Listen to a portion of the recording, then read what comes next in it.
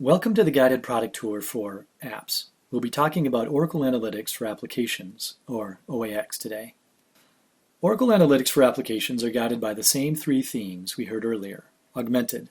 From the bottom up, we are self-tuning data autonomously in the ADW. That's our Autonomous Data Warehouse. We're also using machine learning for what if and to highlight trends and benchmarks within business processes. Integrated. You'll see three examples in the demo where insights permeate across systems, from data to applications, and align to workflows, even personalized ones, and processes. And finally, collaborative. You'll see Oracle Analytics for Applications is built to foster meaningful collaboration, from the creation and shared analysis of business insights to taking specific business actions. Contributors to the process can participate in fluid, accessible collaboration that's seamless and immediate. You'll be seeing some forward-looking information in this demo, and so this text describes the appropriate disclaimer.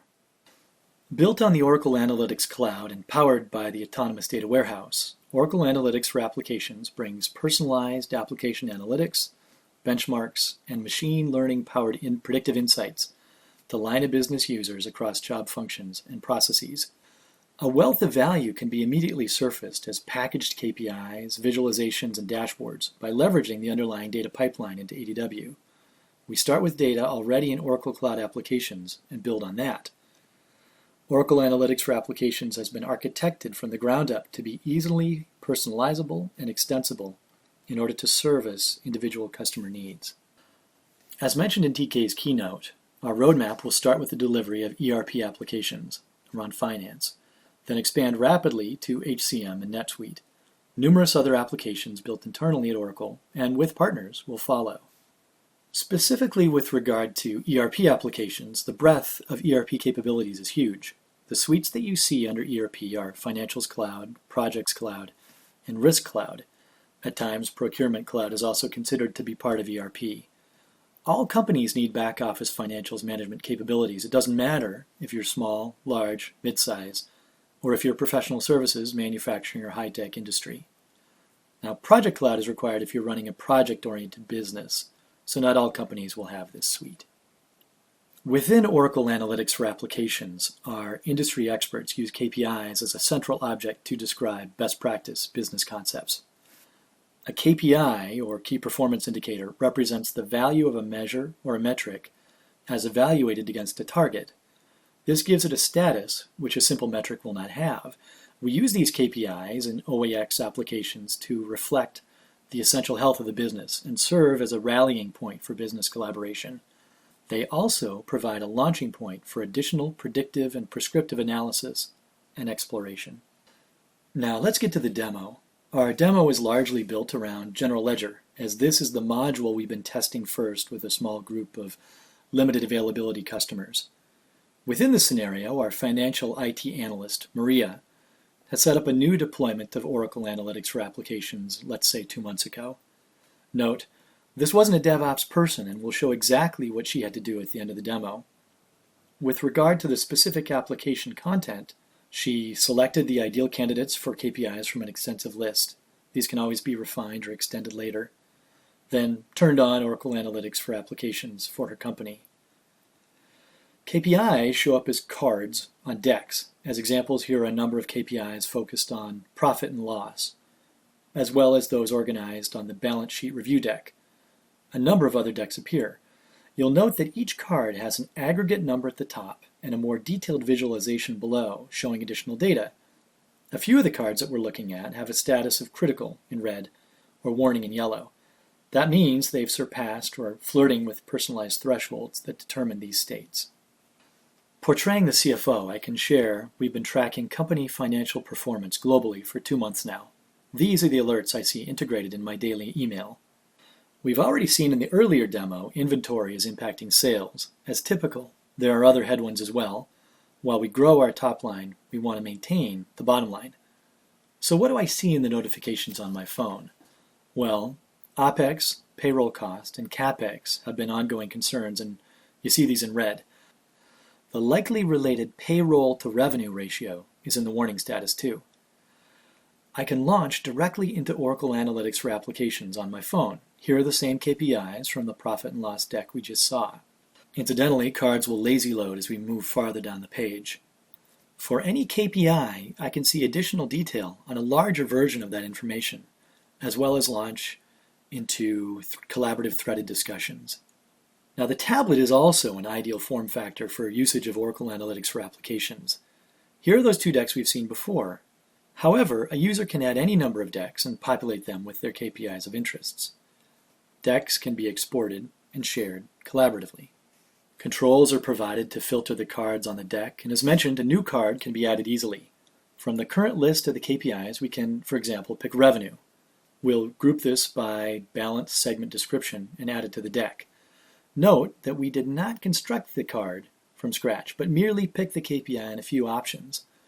We'll look at KPI authoring in a minute, but the point is that this card is a personalized instantiation of the underlying KPI. It's ultimately data and metadata that can be utilized in a number of ways. The settings for any KPI card can also be revisited at any time. These allow the user to specify a limited number of attributes, as well as tweak the conditions and thresholds that drive notifications. All this is also captured in that personalization layer. Here, we might want to see the data as a bar chart instead of a donut. Or we might decide to alter the threshold so that 120% instead of 110% represents the cutoff for the critical designation. You can see none of these modifications needs to affect the underlying KPI, which could be used in other ways by other users, and definitely must be able to survive an upgrade unperturbed. Changing the threshold to 120% means that this now is in the yellow warning state instead, but we'll cancel these changes for now. The tablet provides a responsive layout, and data can be easily refreshed if needed. Freshness will, of course, be dependent on the last data load, and we'll see how we set that up later. Oracle Analytics Cloud, or OAC, provides the embedded analytics in these cards. Also built into the application are detailed pages that the user can drill down to for further explanation and exploration. These are also embedded OAC projects. The customer can build and wire in any new projects that they find valuable. Here, for example, is a detailed payroll cost analysis tied to payroll cost. And then it's easily back to the decks. That's a quick overview of the application. Now we'll get into some specific business scenarios. We're in the desktop browser now, doesn't look that different, back on the balance sheet review deck. And a quick look at the balance sheet metrics tells me we are over budget on Capex, capital expenditures. The Capex investment should be focused on a few specific priorities, including sales facilities and new markets we want to expand to, investment into new products, and information technology. We can click on the large card to see more information. The large card provides a description of the KPI, related links for analysis, plus a summarization of and a location to add new notes. The large card also suggests related KPIs which might inform the current investigation. These are suggested based on related metadata as well as system usage or an analysis of relatedness. If I wanted, I could swap in Capex ratio, for instance, see where that takes me. For now, we'll stay focused on Capex. Good news is that we've been investing on these strategic priorities over the last few quarters, and we see a nice upward trend. But our business is taking a turn given we are really tight on liquidity. I want to understand the Capex outliers in more detail and find opportunities to optimize the spend if I can. So let's drill down to detail on the Capex analysis.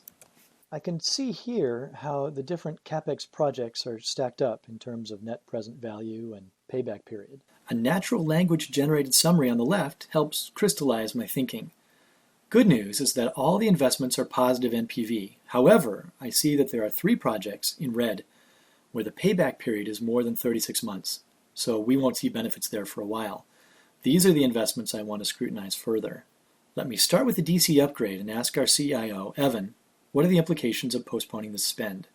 I'll add this question to the notes. As conversations are so important to the collaborative process, an icon is visible right on the card. Clicking on this jumps me right back into the notes, and we can see that Evan has already weighed in and seems to think putting the DC upgrade on hold for now is a wise move. It's great that we've had this one-on-one interaction, but actually anyone with permissions to see this KPI could weigh in to provide their respective individual expertise. Notice that whenever Oracle Analytics for Applications captures a note, a snapshot of that visualization as well as the data behind the scenes is captured. The data, of course, is also useful in assessing the behavior of a KPI over time, or looking for aberrant behaviors. So, at the end of the scenario, our Capex problem has now been addressed. Before we move on, let's look at the Capex KPI behind the scenes. As mentioned, the KPI is basically metadata, referencing data primarily in the autonomous data warehouse, but other sources can be incorporated. We see the name and the description, tags, etc. that describe the KPI. Of course, there's the primary measurement and the target which we're assessing it against.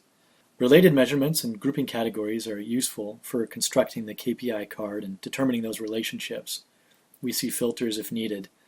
And then finally, conditions and the links for those detailed pages.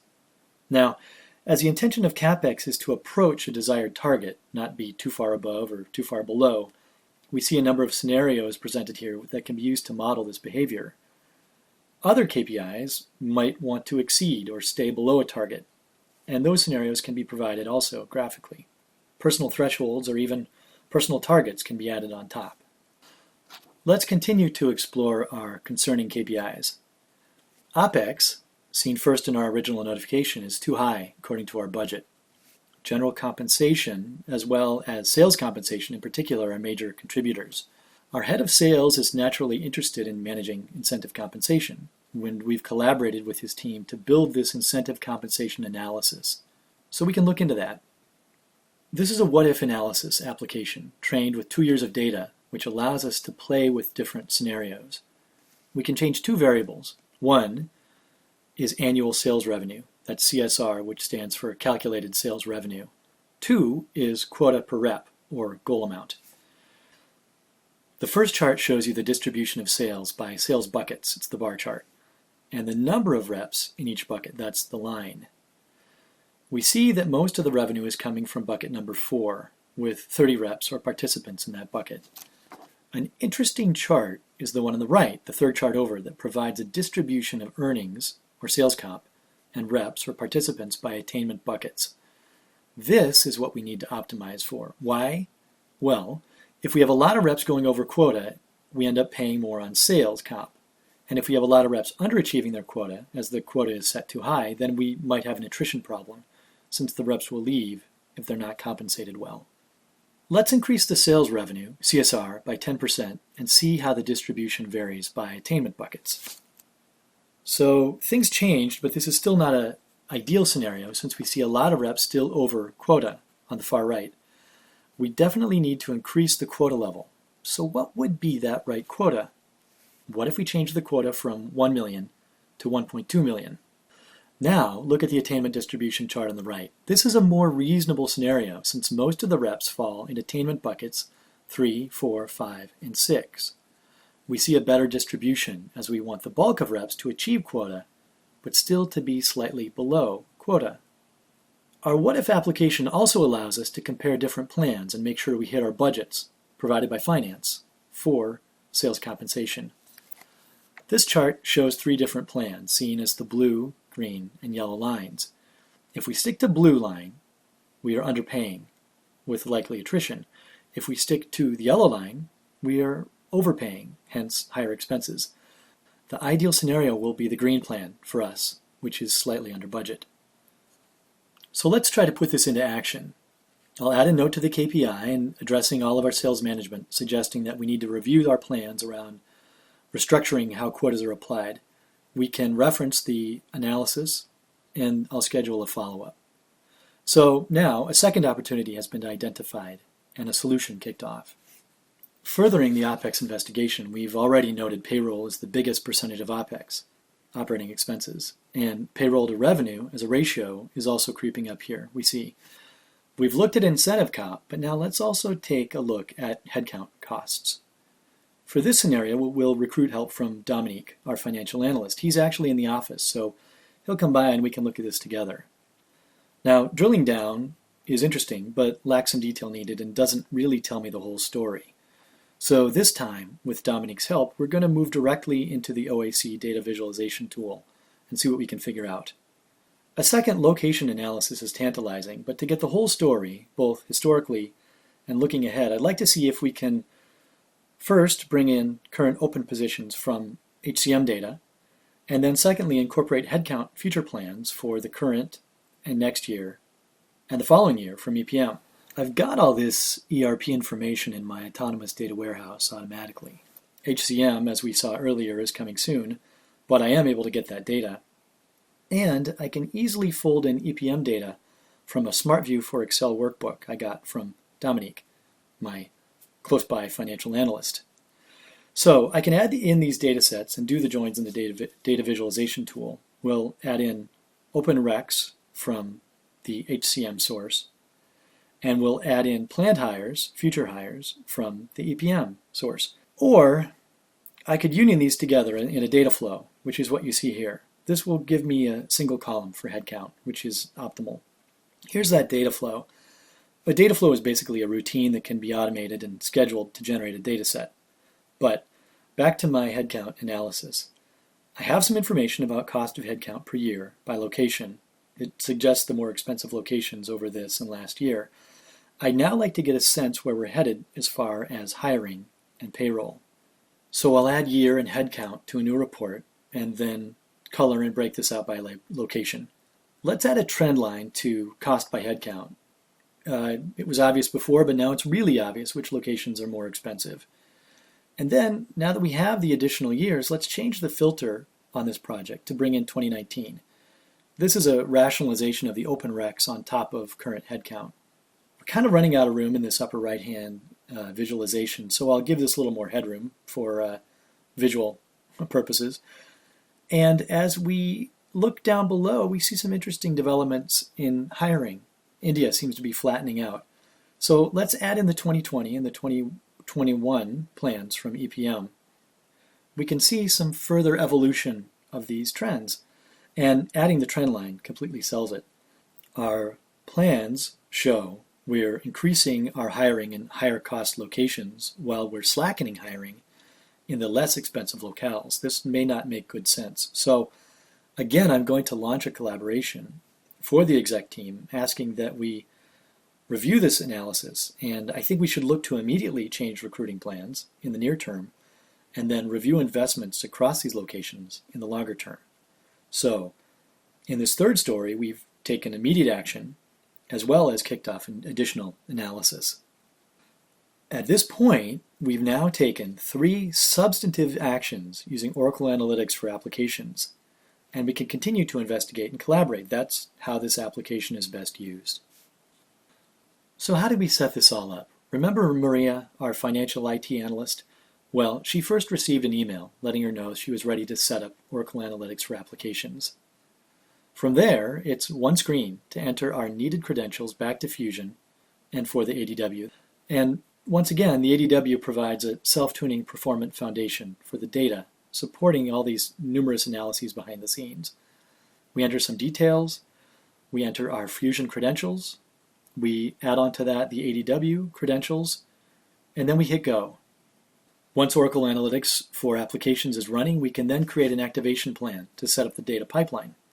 We first specify what data to move across, and remember, we only had GL for our limited availability customers.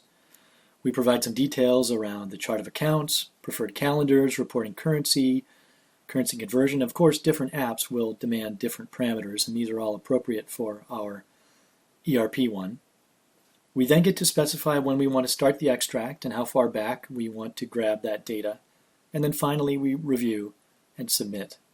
Maria will then see notifications while she waits, and after that first initial data load, we're ready to go. To sum up, you've now seen our new Oracle Analytics for Applications offering, along with content and business processes inspired by the 3 themes of augmented, integrated, and collaborative analytics. You've seen these in action. 1, we made a collaborative decision around our capital expenditures. That was the Capex flow. 2, we have new insights and a predictive model-informed direction for incentive comp changes. And 3, by incorporating and looking across data, we've realized we may be going down a less than optimal path around locations for longer-term hiring. The augmented, integrated, and collaborative tenets will continue to be our guiding principles as we deliver on our vision for analytics.